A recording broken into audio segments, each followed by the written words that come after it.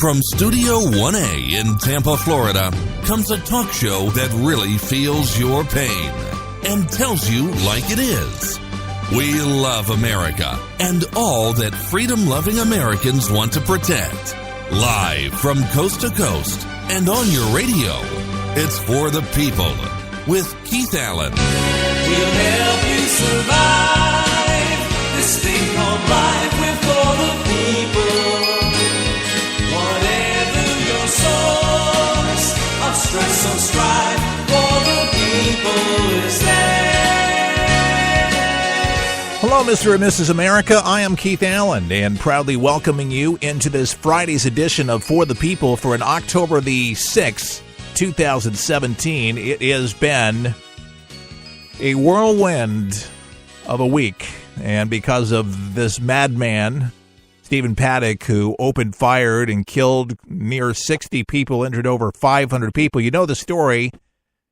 You know it well, but what we don't know is what we still don't know, and that is the motive of why. And, you know, I've been following along with a lot of news stories and pundits in the news and pontificators and talk show hosts, on television that come on to give their 2 cents. And basically the consensus is that this guy, and it's been thrown around, is a psychopath. One that perhaps fantasized for some time doing something like this and has, for some sick reason, got a lot of satisfaction from doing what he did. Gave him power, gave him an adrenaline rush. There's serial killers that have come on record that have said that by opening fire and doing this, that it really was a turn on. It was something special. And according to everything that they have found at his house, and with now the multiple locations in various cities,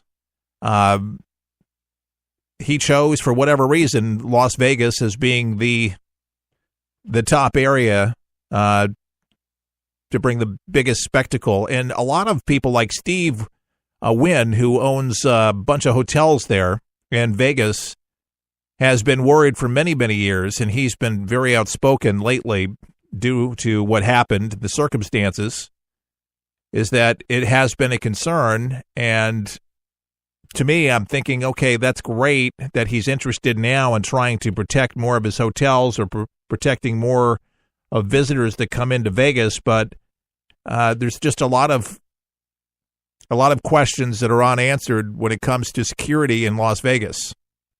Metal detectors, you think, at least most of the bigger hotels, because just the vastness of guests that come in and out of the door, that there would have been, I don't know, some kind of measures. You would think, but it's not the case. That's going to change. And then there is something that I was not aware of that I heard this morning, that there is some kind of system that's been implemented in over 90 cities across this country that may have helped police get to the shooter sooner. And basically what the system does is it alerts police where the sound of the gunshot and gunfire, specifically of where it is, even up on the 32nd floor, even that high above, whatever floor it is, whatever geolocation, it can zoom in, and it's smart enough to be able to, again, tip off police specifically where it's coming from. And again, it's over 90 cities that has it. Vegas doesn't have it. Vegas doesn't have it. It's just one of those cities. You best believe that they'll have everything now. There's always something good that comes out of tragedies, and unfortunately it just takes tragedies to wake us up. But need this not happen. But folks, I say this, but you and I both know, if we're going to be honest with ourselves, somebody sometime is going to be able to pull off something again. It's sadly a reality.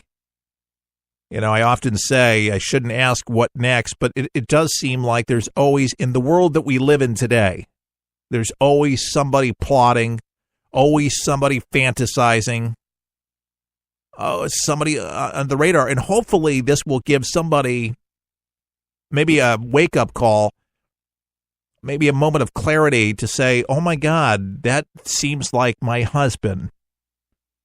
That seems like my uncle.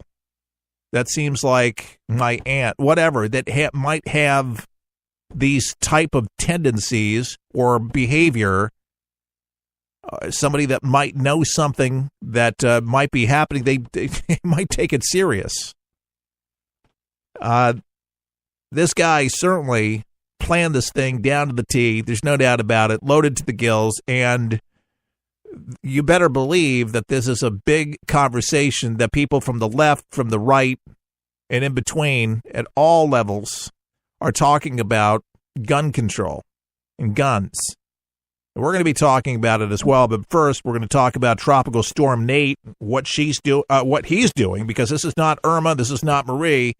We've changed it to a male name now with the letter N, Tropical Storm Nate. Currently heading towards Mexico and the U.S. Gulf Coast. That's why we're talking about it. After hitting Central America, leaving, and this is sad, 22 people dead. Now, Nate currently expected to reach the eastern Yucatan Peninsula sometime later today in the evening, and then into the northern Gulf Coast by Saturday evening, according to forecasters.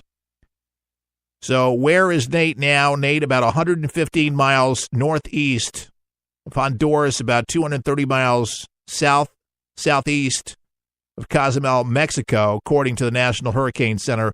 And that was the 7 a.m. advisory, so I'm sure it's jogged a little bit more. Tropical storm warning in effect now for parts of Honduras, Nicaragua. Hurricane watch in effect for Morgan City, Louisiana, here to the Mississippi-Alabama border, New Orleans, Lake Pontchartrain, and folks there in New Orleans, get ready. Mississippi, Alabama, get ready.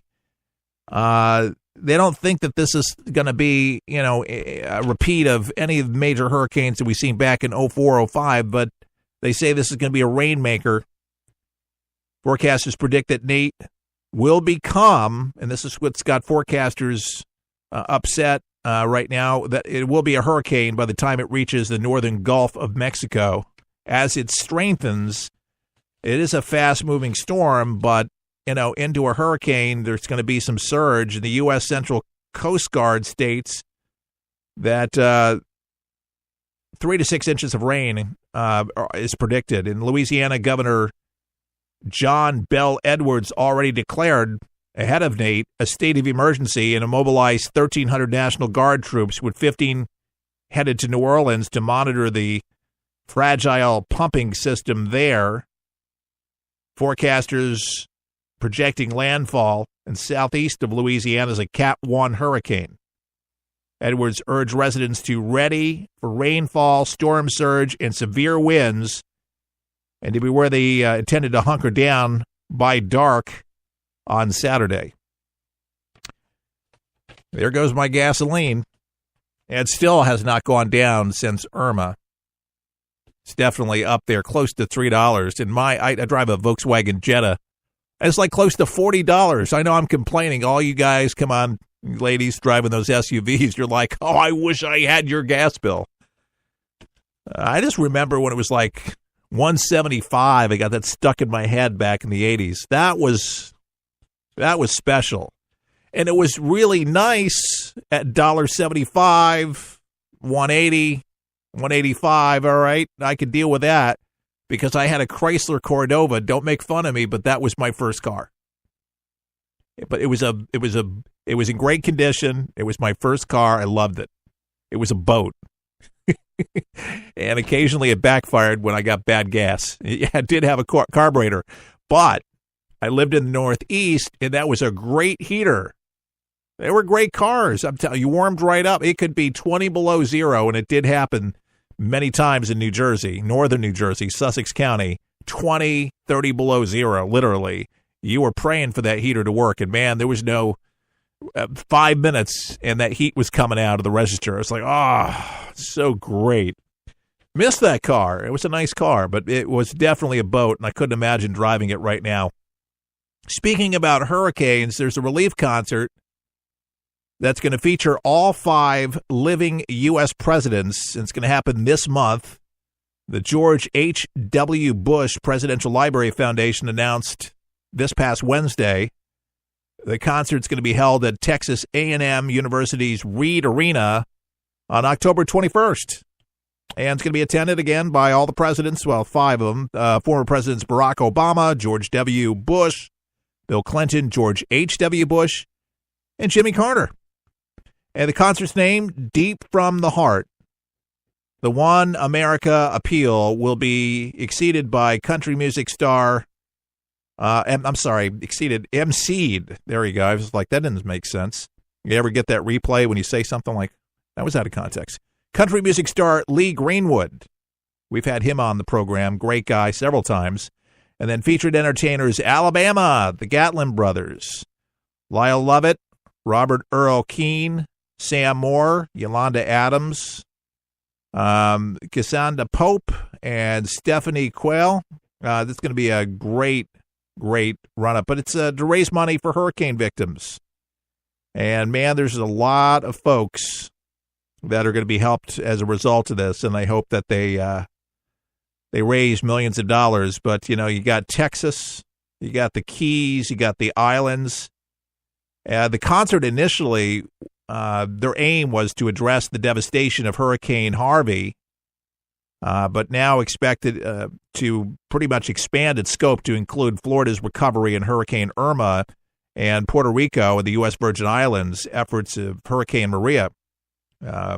Funds raised from the concert will go to Houston Harvey Relief Funds, Rebuild Texas Fund, Florida Disaster Fund, Puerto Rico, the Fund for the Virgin Islands. So I say it's important that those affected by these devastating storms know that even in the path to recovery, it feels like a road that goes on forever. We're with them for the long haul, President George H.W. Bush said, according to NBC News that reported that.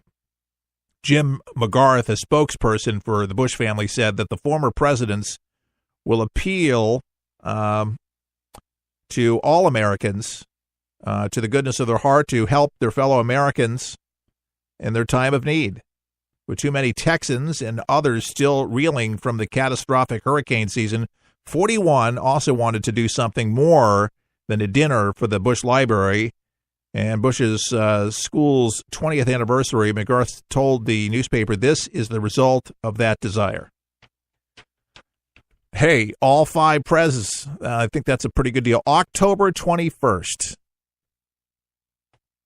Good for them. I'm sure it'll be televised, and I hope it's an overwhelming success because it's in the billions of dollars. And for those that will get some kind of relief and checks in the mail, this is not make you whole money. People are not going to be able to entirely rebuild their homes. This is a little patch that they're given. Thank God for fundraisers and independent companies and just individuals and volunteers that come in and do the work. And a lot of materials are just, donated, but not everybody's going to be so lucky. Some people will be recipients of that, but again, not everybody's going to be made whole by this. And that's why so many are moving off the island and trying to just get help here stateside from Puerto Rico and from the islands to just relocate because it's so devastating. It's going to take so long. Maybe eventually some will move back, but there's going to definitely be an influx. Somebody's going to have to absorb all that. Hey, by the way, did you order your For the People coffee mug? Did you hear about it? Well, I'm going to tell you about it. I am very proud that I commissioned for the very first time the For the People coffee mug with Keith Allen. Now, I've been the host of this broadcast now for 3 years, and my name is on the cup now, proudly, with the American flag, red, white, and blue. It's an 11-ounce coffee mug, all right? This is not a tiny one. This is 11 ounces, so you can put a little extra in there, and you can fill it with your favorite beverage, if it's coffee or tea or hot chocolate, soup, whatever you want to put in it, but it's great for the microwave. and it will support this broadcast, and it's $20, just $20, okay? And I've looked around, price